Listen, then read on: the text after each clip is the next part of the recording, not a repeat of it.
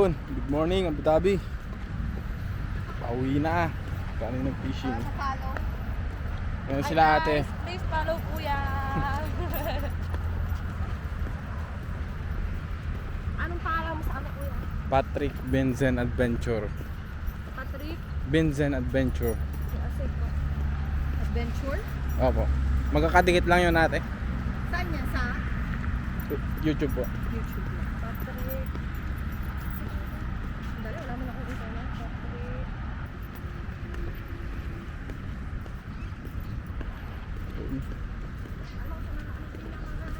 Dirham sa UAE. Ito yung mga alipin ng dirhams. Sila ate. Ay guys, Yan. huwag na kayong dito na dito. Ay, magastos po dito. Magastos po dito.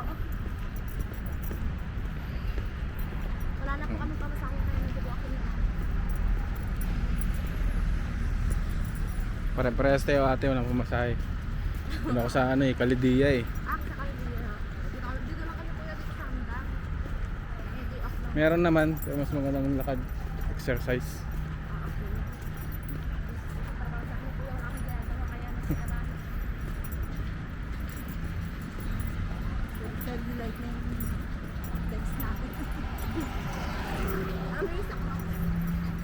Buti hindi sa inyo ako sinunod. Alam mo yung pagbilan mo na yung bilog-bilog. Illusion.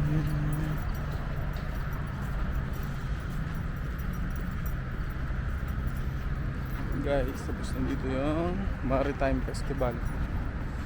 Ngayon nagtatanggal na sila.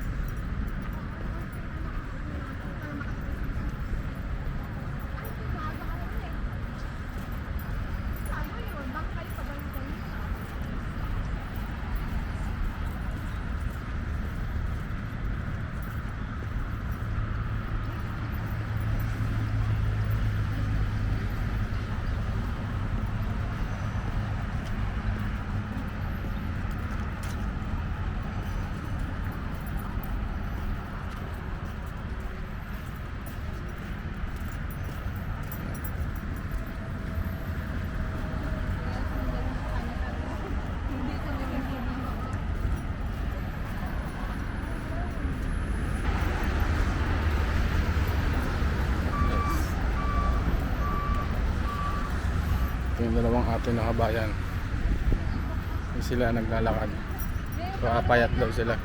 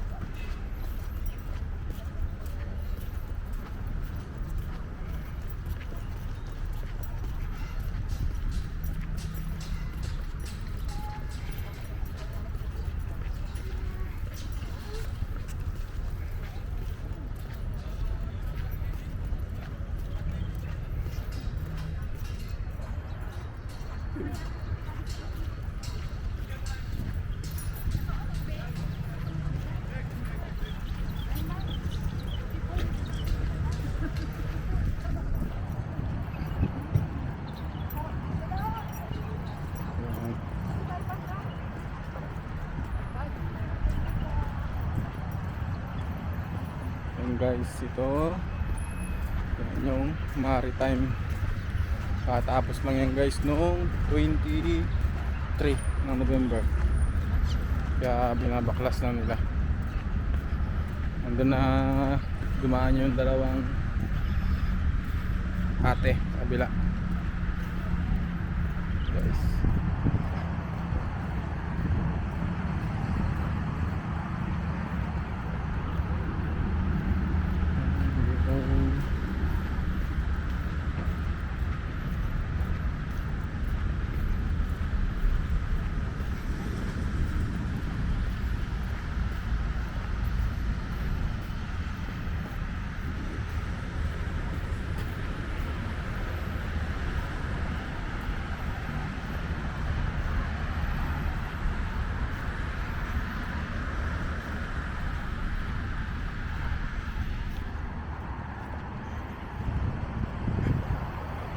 Ngayon nga pala guys, parang maraming pa-activity ang Abu Dhabi. Marami silang mga event.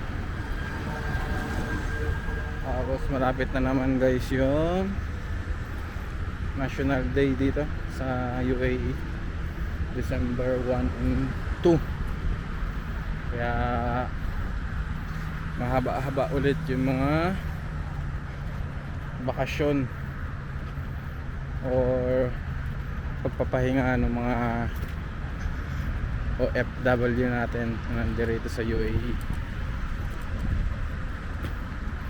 Shout out to all kabayan na patuloy na nagsasacrifice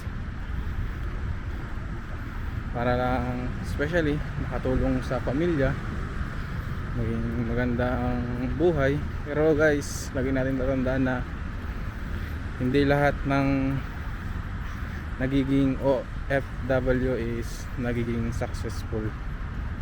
Kaya sa bawat family ng mga OFW, pag-pray natin sila na always na sila ay nasa magandang kalusugan. Lagi natin silang kamustahin. Pabilang natin silang kakamustahin kapag meron tayong kailangan. Mahirap yun, dahil as a OFW is mahirap ang pinagdadaanan dito, lalo na at malayo sa kani-kanilang pamilya. Siyempre guys, pag nalulungkot sila o na-homesick sila, wala silang ibang malapitan. Kaya always natin silang kamustahin. Kumbaga, yun rin yung nagpapalakas ng kanilang loob para lumaban sa buhay.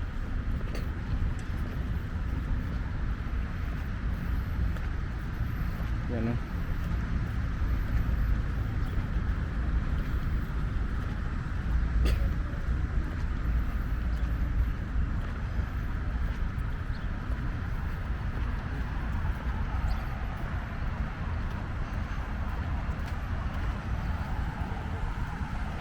Ito yung magandang pusa guys, oh. Si Dagol. Dagol. Dagol. Dagol. Dagol.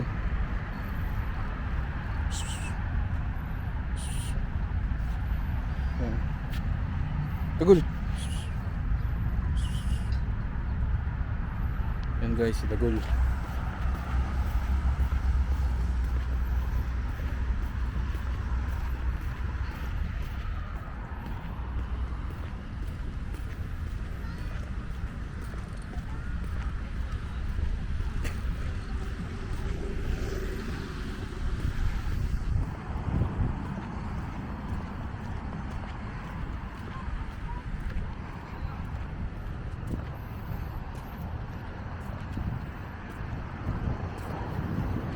Guys,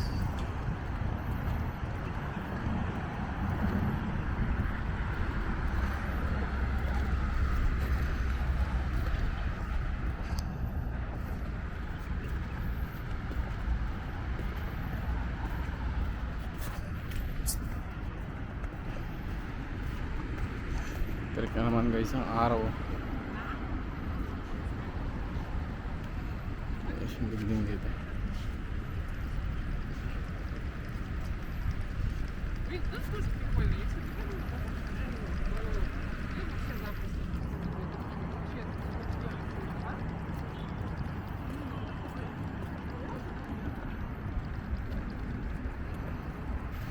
Yun nga dito guys, hindi naman na ganong katulad kainit, hindi nung nakaraang summer guys. Talagang sobrang init dito, hindi mo gugustuhin lumabas sa mga ganitong oras.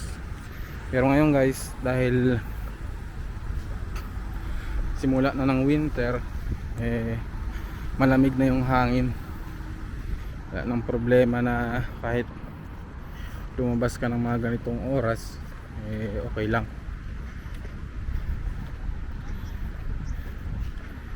may enjoy mo yung paglalakad.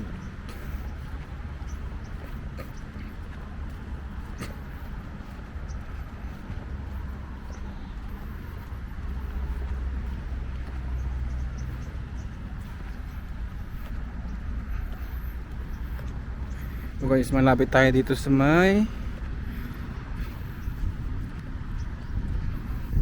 fishing spot din sana dito guys. May lagpas ng bakod na yan guys. Maganda rin sana dyan, kaya lang bawal kasi dyan. Pero marami nagpupunta dyan guys. Mga alas 12 ng madaling araw hanggang alas 5 nandiyan sila. Kasi wala pang mga security na umiikot, kaya nakakapuslit sila o nakakalusot sila mag fishing dyan.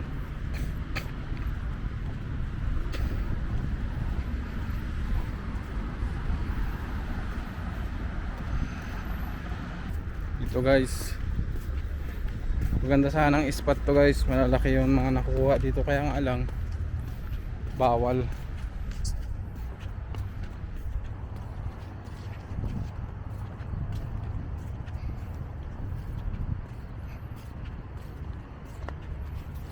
Guys, oh, mga banak.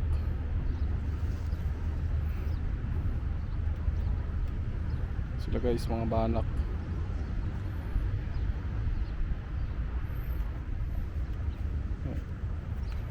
Dito guys, malinis-linis eh. Isa dun sa kabila, madumi na.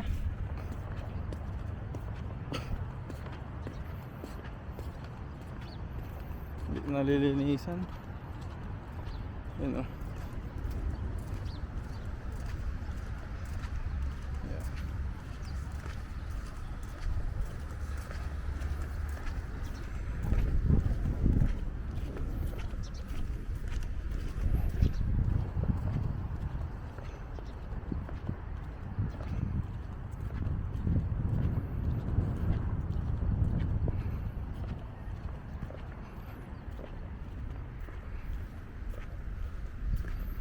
Kumbaga dito guys sa UAE, parang ito yung pinaka baywalk nila, Corniche.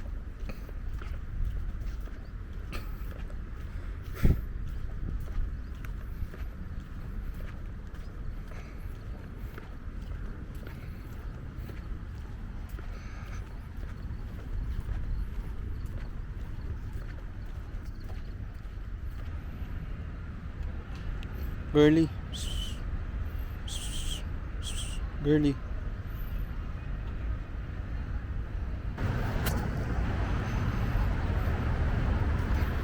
Guys, ito tayo dadaan para medyo malilim.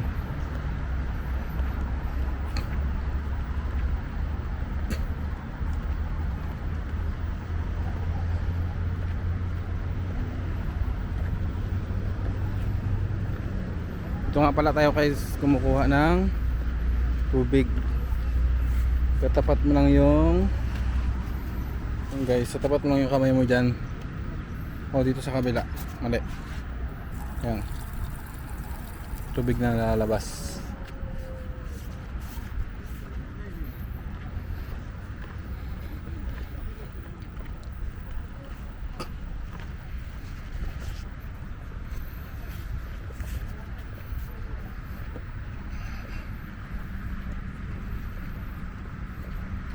Tapos marami silang ganito guys, dito mga dadaanan, mga coffee shop.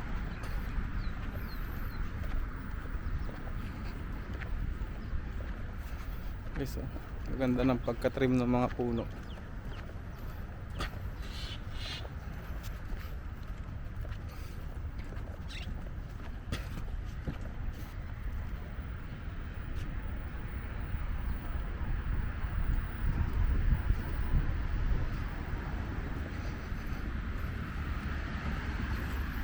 Guys, may silong na.